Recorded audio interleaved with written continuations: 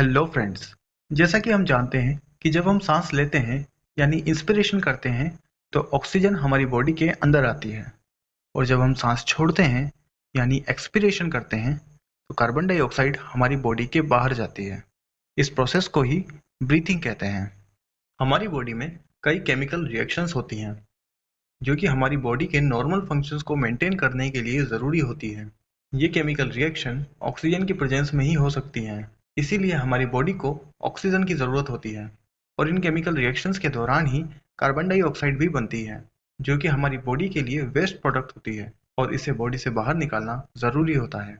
Breathing के इस function को परफॉर्म करने के लिए हमारी बॉडी में ऑर्गन्स का एक सिस्टम होता है जिसे रेस्पिरेटरी सिस्टम कहते हैं। तो रेस्पिरेटरी सिस्टम काम कैसे करता है और इसकी मदद से हम ब्रीथिंग कैसे कर पाते हैं, जानेंगे आज की इस वीडियो में।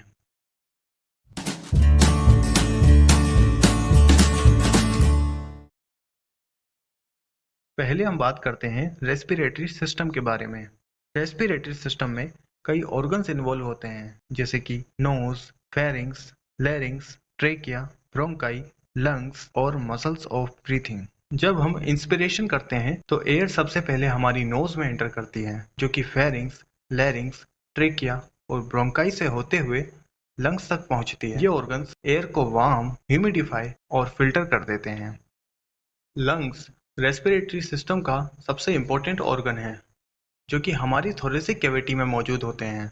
जब ब्रोंकाई लंग्स में एंटर करती है तो ये कई ब्रांचेस में डिवाइड हो जाती है, जिन्हें ब्रोंक्यूल्स कहते हैं।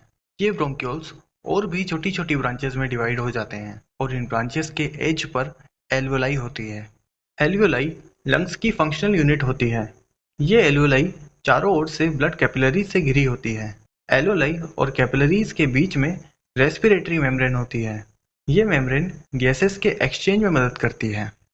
इंस्पिरेशन के दौरान एटमॉस्फेयर में मौजूद ऑक्सीजन एयर के साथ एल्वियोलाई तक आ जाती है, जहां से ये ऑक्सीजन रेस्पिरेटरी मेम्ब्रेन को क्रॉस करके ब्लड में पहुंच जाती है और ब्लड में मौजूद कार्बन डाइऑक्साइड एल्वियोलाई में आ जाती है। और एक्सपिरेशन के दौरान ये कार्बन डाइऑक्साइड एयर के साथ बॉडी से बाहर निकल जाती है। लंग्स के चारों तरफ प्रोटेक्टिव कवरिंग होती है, जिसे प्लूरा कहते हैं। इंस्पिरेशन के दौरान ये प्लूरा लंग्स के एक्सपेंशन में मदद करती है और एक्सपिरेशन के दौरान ये लंग्स को पूरी तरह कोलैप्स होने से बचाती है। अब हम बात करते हैं मसल्स ऑफ ब्रीथिंग के बारे में। ब्रीथिंग में मेनली दो मसल्स इन्वॉल्व होती हैं, एक्सटर्नल इंटरकोस्टल मसल और डायफ्राम।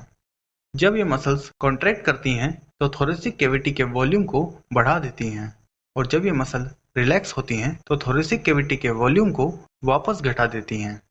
तो अब समझते हैं कि हम ब्रीथिंग कैसे कर पाते हैं। थोरेसिक कैविटी के वॉल्यूम में होने वाले इस चेंज की वजह से ही ब्रीथिंग पॉसिबल हो पाती है।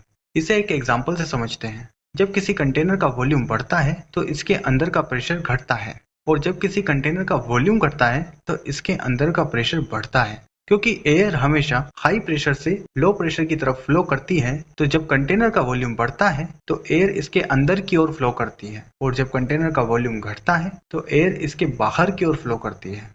जब हम इंस्पिरेशन करते हैं तो सबसे पहले एक्सटर्नल इंटरकोस्टल मसल्स और डायफ्राम कॉन्ट्रैक्ट करते हैं, जिससे थोरेसिक कैविटी एक्सपेंड होती है।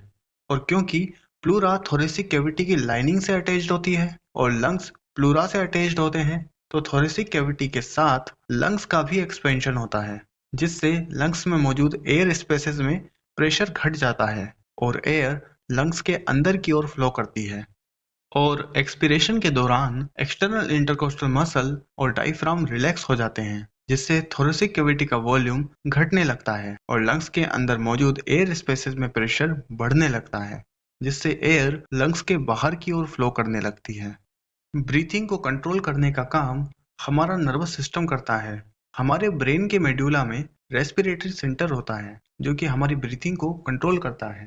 हमारी कुछ ब्लड वेसल्स में कीमो रिसेप्टर्स होते हैं, जो कि ब्लड में ऑक्सीजन और कार्बन डाइऑक्साइड के लेवल्स में होने वाले चेंजेस को डिटेक्ट करते हैं और नर्व इम्पल्सेस को रेस्पिरेटरी सेंटर तक पहुंचाते हैं। इसके रिस्पॉन्स में रेस्पिरेटरी सेंटर नर्व इम्पल्सेस को डायफ्राम और एक्सटर्नल इंटरकोस्टल मसल्स तक पहुंचाता है और जरूरत के अकॉर्डिंग ब्रीथिंग के पैटर्न को चेंज कर देता है। जब हमारे ब्लड में कार्बन डाइऑक्साइड का लेवल बढ़ता है और ऑक्सीजन का लेवल घटता है तो ये कीमो रिसेप्टर स्टिमुलेट हो जाते हैं और नर्व इम्पल्सेस को रेस्पिरेटरी सेंटर तक पहुंचाते हैं। इसके रिस्पॉन्स में रेस्पिरेटरी सेंटर हमारी रेस्पिरेटरी रेट को बढ़ा देता है, जिससे से ज्यादा कार्बन डाइऑक्साइड बॉडी के बाहर जाती है और साथ ही ज्यादा से ज्यादा ऑक्सीजन बॉडी के अंदर आती है। ठीक इसी तरह जब हमारे ब्लड में कार्बन डाइऑक्साइड का लेवल घटता है और ऑक्सीजन का लेवल बढ़ता है तो ये रेस्पिरेटरी सेंटर हमारी रेस्पिरेटरी रेट को घटा देता है, जिससे हमारे ब्लड में ऑक्सीजन और कार्बन डाइऑक्साइड का लेवल मेंटेन हो जाता है। तो आज की इस वीडियो में इतना ही। लाइक करें अगर आपको ये वीडियो पसंद आई, कमेंट करें अगर आपका कोई सजेशन हो, शेयर करें इस वीडियो को अपने दोस्तों के साथ और ऐसी ही वीडियोस देखने के लिए सब्सक्राइब करें मेरे चैनल को। और फाइनली, थैंक्स फॉर वॉचिंग।